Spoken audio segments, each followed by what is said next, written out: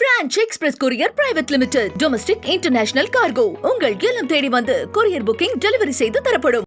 Doctor Sreevarma ஆயுள் தரும் ஆயுர்வேதா. அறுவை சிகிச்சை இல்லா குணம், ஆயுள் கால நிவாரணம்.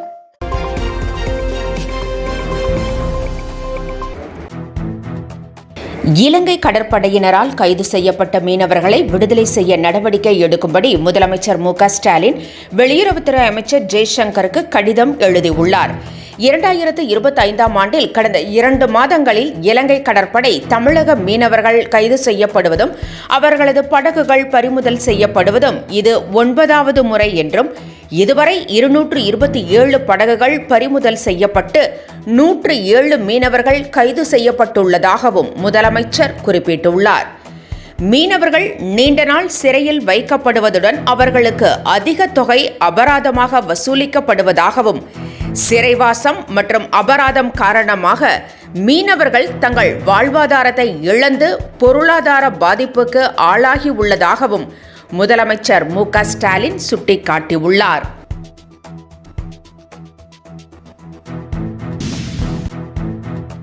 பாஜக இல்லாமல் அரசியல் இல்லை என்றும் பாஜகவுடன் கூட்டணி வைக்க மற்ற கட்சிகள் தவம் கிடப்பதாகவும் அண்ணாமலை தெரிவித்திருக்கிறார். கோவையில் செய்தியாளர்களை சந்தித்த அவர் பாஜக ஒரு தீண்டத்தகாத கட்சி என்றும் நோட்டா கட்சி என்றும் பாஜகவுடன் கூட்டணி வைத்ததால் தான் தோற்றோம் என்றும் பேசப்பட்டதாகவும் ஆனால் இந்த சூழலை பாஜக தொண்டர்கள் மாற்றியிருப்பதாகவும் அண்ணாமலை கூறியிருக்கிறார். அதேவேளையில் தான் எந்த கட்சியையும் எந்த தலைவரையும் சிறுமைப்படுத்தவில்லை என்றும் பாஜக வளர்ந்ததையே சுட்டிக்காட்டுவதாகவும் அண்ணாமலை குறிப்பிட்டார். நாங்கள் யாருக்கும் எதிரி இல்லை என்றும் எங்கள் நோக்கம் பாஜக நிலைக்க வேண்டும் என்றும் அவர் குறிப்பிட்டார்.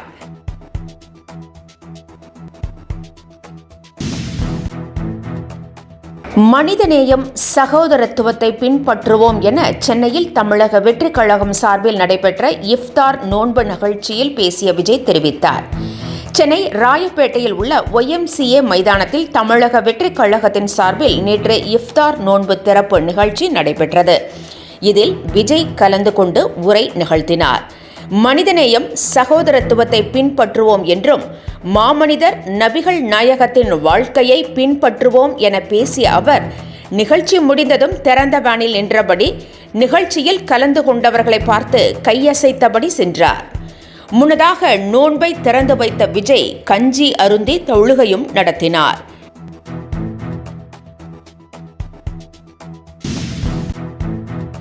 பெண்களின் சமூக பொருளாதார நிலை இன்னும் மேம்பட வேண்டும் என குடியரசுத் தலைவர் திரௌபதி முர்மு தெரிவித்திருக்கிறார்.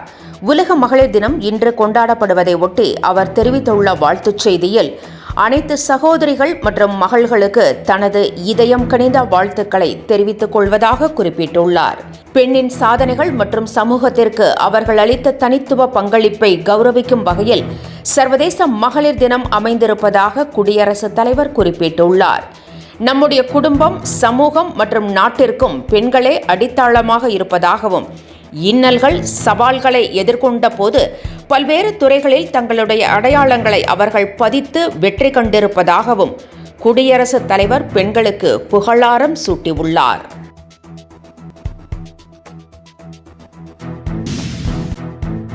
கல்வி, சுகாதாரம் உள்ளிட்ட அனைத்து துறைகளிலும் தமிழ்நாடு முன்னிலை வகிப்பதாகவும் ஒட்டுமொத்த இந்தியாவுக்கே மாடலாக இருப்பதாகவும் கமலஹாசன் தெரிவித்திருக்கிறார்.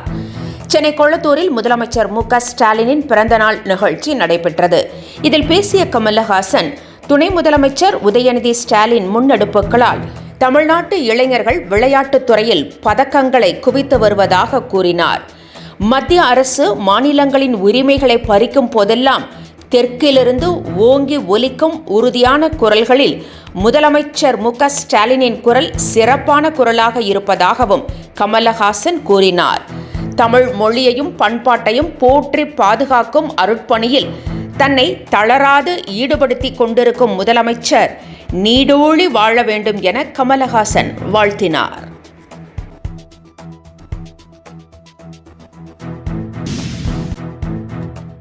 ஆங்கில வழி பள்ளிகளை மூடிவிட்டு தமிழ் வழி பள்ளிகளை திறக்க வேண்டும் என மதுரை ஆதீனம் தெரிவித்திருக்கிறார். கன்னியாகுமரியில் நடைபெற்ற சமய மாநாட்டில் பேசிய பிறகு அவர் செய்தியாளர்களை சந்தித்தார். ஆங்கிலம் அடிமை மொழி என்றும் அதனை தவிர மற்ற அனைத்து மொழிகளையும் கற்கலாம் என்றும் கூறினார். ஆங்கில வழி பள்ளிகளை மூடிவிட்டு தமிழ் வழி பள்ளிகளை திறக்க வேண்டும் என்றும் அவர் கேட்டுக்கொண்டார்.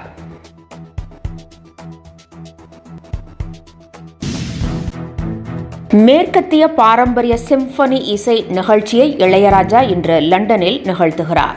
வேலியன்ட் என்ற தலைப்பில் தான் இயற்றியிருக்கும் சிம்பொனியை லண்டனில் உள்ள அப்பல்லோ அரங்கத்தில் அவர் நேரடியாக அரங்கேற்றுகிறார். இதன் மூலம் இந்திய இசை மரபை கலக்காமல் மேற்கத்திய செவ்வியல் இசை மரபின் தூய சிம்பொனியை அமைத்த முதல் இந்தியர் என்ற வரலாற்று சாதனையை இளையராஜா நிகழ்த்துகிறார்.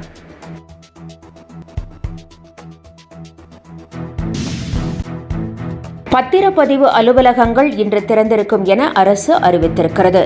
வீடு மனை வாங்கும் மக்கள் அதிக அளவு பத்திரப்பதிவு செய்வதால் பத்திரப்பதிவு அலுவலகங்களில் கூட்டம் நிரம்பி வழிகிறது. இதனை சமாளிக்க மார்ச் மாதத்தில் பத்திரப்பதிவு அலுவலகங்கள் சனிக்கிழமை திறந்திருக்கும் என்று அரசு ஏற்கனவே அறிவித்திருந்தது. இந்நிலையில் இன்று பத்திரப்பதிவு அலுவலகங்கள் செயல்படுகிறது. பத்திரங்களை பதிவு செய்வதற்கான ஏற்பாடுகளும் செய்யப்பட்டுள்ளன.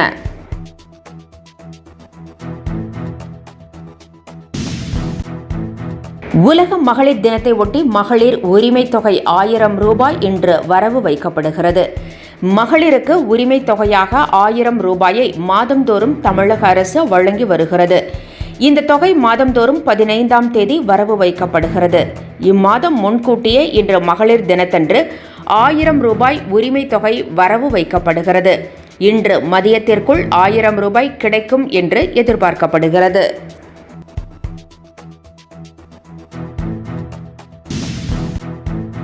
முதலமைச்சர் மு.க. ஸ்டாலினுக்கு நேற்று வழக்கமான மருத்துவ பரிசோதனை மேற்கொள்ளப்பட்டது. சென்னை போரூரில் உள்ள தனியார் மருத்துவமனையில் அவருக்கு மருத்துவ பரிசோதனை செய்யப்பட்டது. மருத்துவ பரிசோதனைக்கு பிறகு நேற்று முதலமைச்சர் வழக்கமான நிகழ்ச்சிகளில் கலந்து கொண்டார்.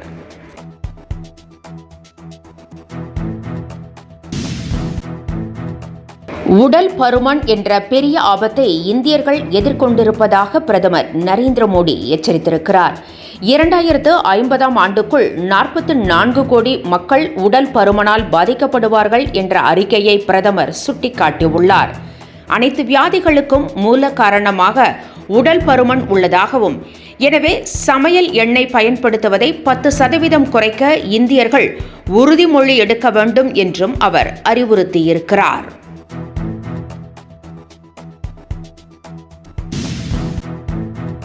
தென் மாநிலங்களை பாஜக அரசு பழிவாங்குவதாக தெலங்கானா முதலமைச்சர் ரேவந்த் ரெட்டி குற்றம் சாட்டியுள்ளார்.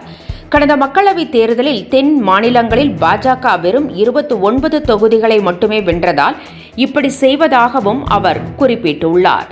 தொகுதி மறுவரையறையை அடுத்த 30 ஆண்டுகளுக்கு நிறுத்தி வைத்து பாருங்கள், தென் மாநிலங்களில் மக்கள் தொகை எகிரும் என்றும் அவர் சவால் விடுத்திருக்கிறார்.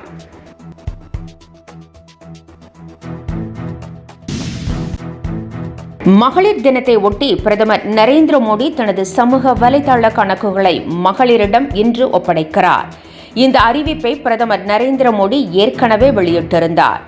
இந்நிலையில் தனது சொந்த மாநிலமான குஜராத்தில் நடைபெறும் நிகழ்ச்சியில் தனது சமூக வலைதள கணக்குகளை மகளிரிடம் அவர் ஒப்படைக்கிறார்.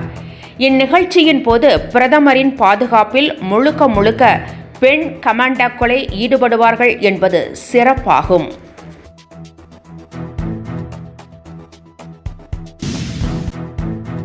சென்னை 28 படத்தின் 3ஆம் பாகத்தை இயக்கும் பணியில் வெங்கட் பிரபு ஈடுபட்டுள்ளதாக தகவல் வெளியாகியுள்ளது. முதல் 2 படங்களிலும் நடித்த மிர்ச்சி சிவா, ஜெயின், நிதின் சத்யா, பிரேம்ஜி ஆகியோரே இந்த படத்திலும் நடிக்க உள்ளனர்.